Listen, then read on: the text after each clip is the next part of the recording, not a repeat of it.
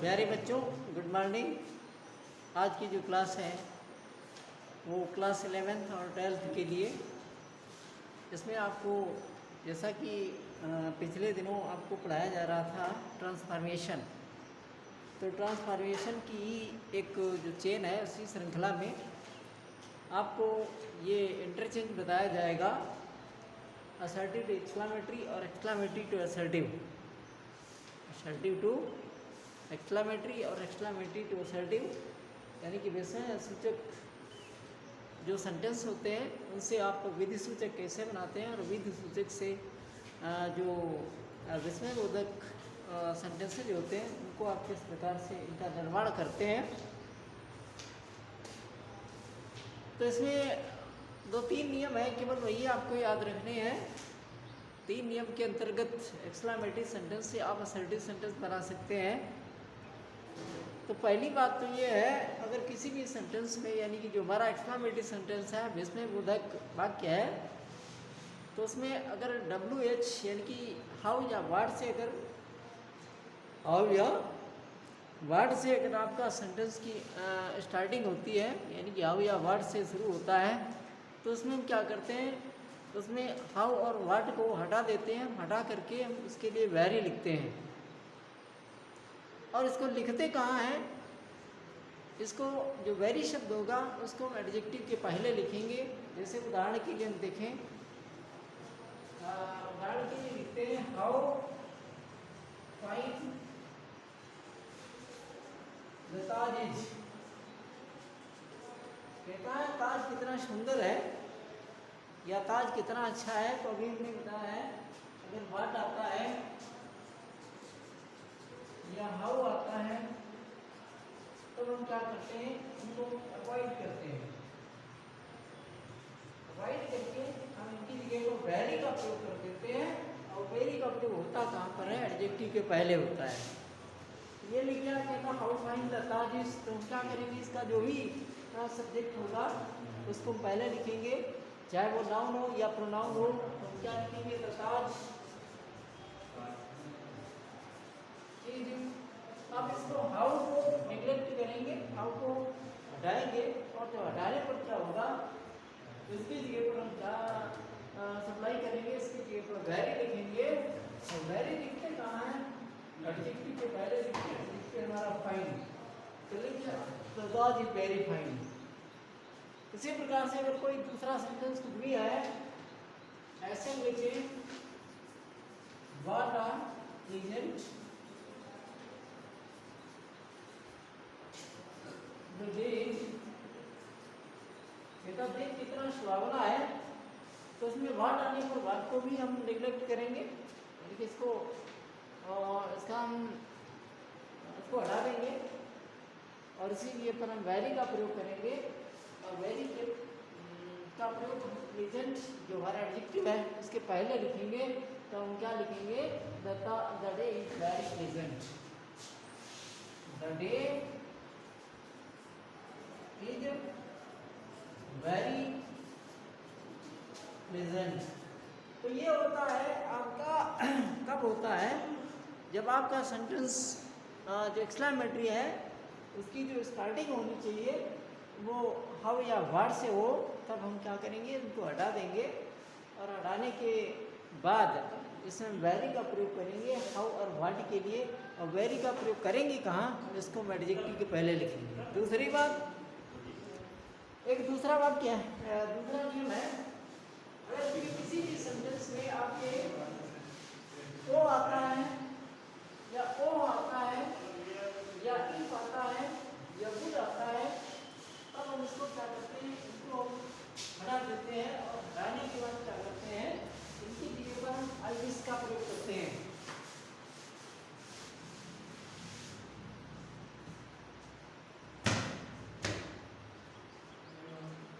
तो हमने बताया अगर किसी भी जो एक्सक्लेमेटरी सेंटेंस है उसमें आपका अगर ओ लिखा है या ओह लिखा है या वुड लिखा है या इफ लिखा है, तो इनको हम क्या करते हैं, हटा देते हैं। और हटाने के बाद इनकी जगह पर हम आई विश का प्रयोग कर देते हैं। बाकी सेंटेंस को अगर किसी के लेटर के द्वारा जुड़ा है और तो दैट टिक के कर देते हैं, या क्वेश्चन है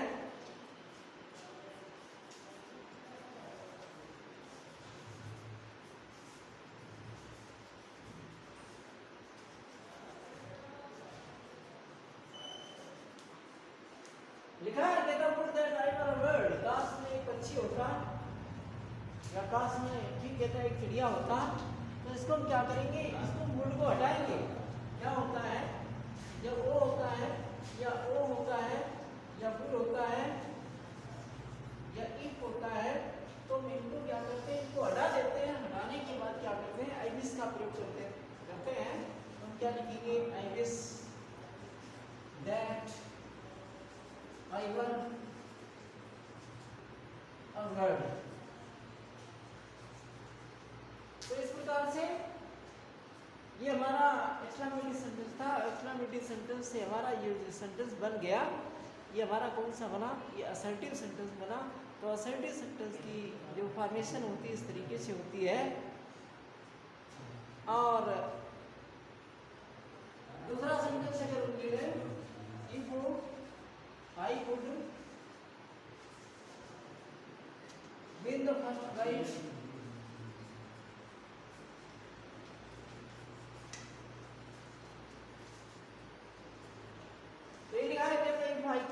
फर्स्ट प्राइज क्लास में प्रथम, ठीक है, पहला इनाम जीत जाता। तो इसको वही हम लिखेंगे, ये इसको हटाएंगे और यहाँ पर हम क्या लिखेंगे, I wish that I could, I wish यहाँ पे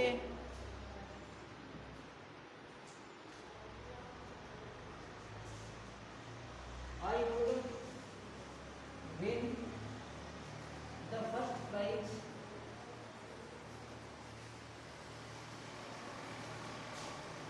तो इस तरीके से हम क्या करते हैं, ये इफ या वुड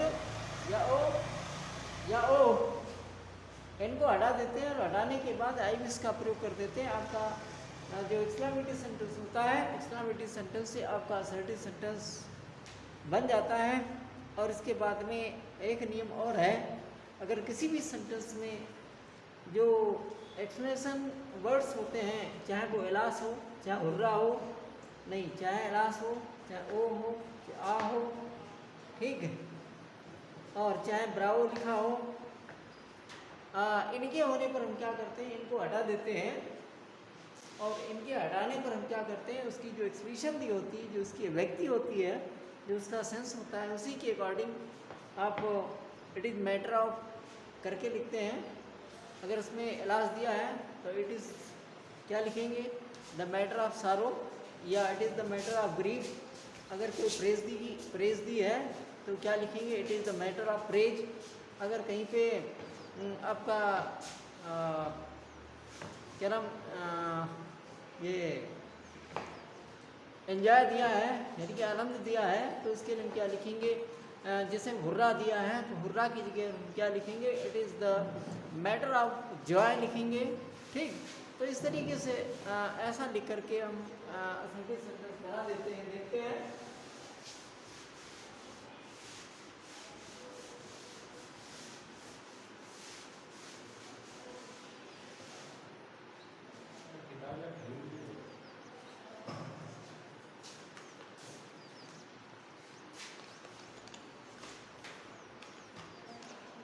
जैसा कि आप ले लिए हैं,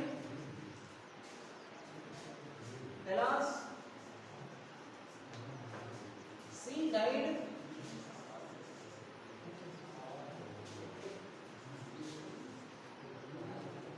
सो यंग। ये आपका अगर सेंटेंस लिखा है, कहता है alas she died so young, तो हम क्या करेंगे, क्योंकि हमारा एक्सक्लेमेटरी सेंटेंस है। अभी हमने आपको बताया था जो एक्सप्लेनेशन वर्ड्स होते हैं, एक्सप्लेनेटिव वर्ड्स होते हैं, यानी जिसमें से जो शब्द होते हैं उनको हटा दिया जाता है और उनकी जगह पर उनकी जो अकॉर्डिंग टू सेंस, यानी उनके भाव के अनुसार हम क्या करते हैं। अगर उसमें आपका एलास लिखा है तो हम क्या लिखेंगे, it is the matter of सारो। में क्या लिखेंगे, it is the matter of सारो, it is the matter of sorrow that she died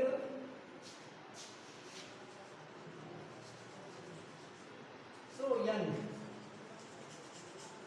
क्या लिखेंगे, it is the matter of sorrow that she died so young। ऐसे अगर हम ले लें हो रहा, ये लिखते हैं, इसके बाद लिखेंगे लिखें हो रहा वी हैव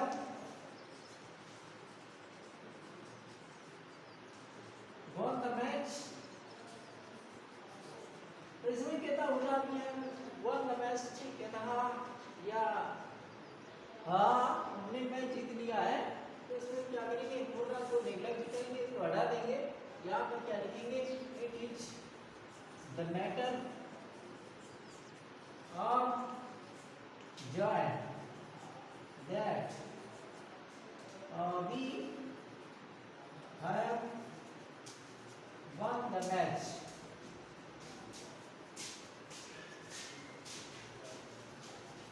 इसी प्रकार से आप जैसे ब्राउ लिखा हो, ब्राउ you have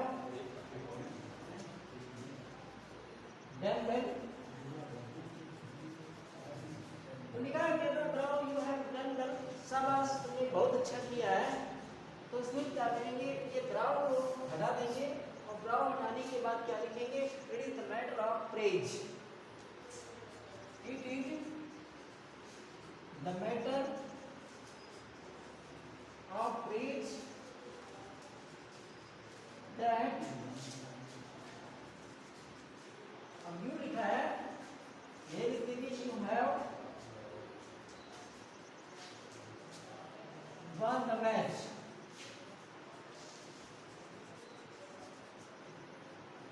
तो इस तरीके से आप क्या कर सकते हैं, आप एक्सक्लेमेटरी सेंटेंस से असर्टिव सेंटेंस का फॉर्मेशन कर सकते हैं। Thank you. इसमें जो भी आपकी एक्सरसाइज है उसको आप अपनी फेयर एंड फेयर जैसी भी कॉपी हो उस पर करिए। Thank you.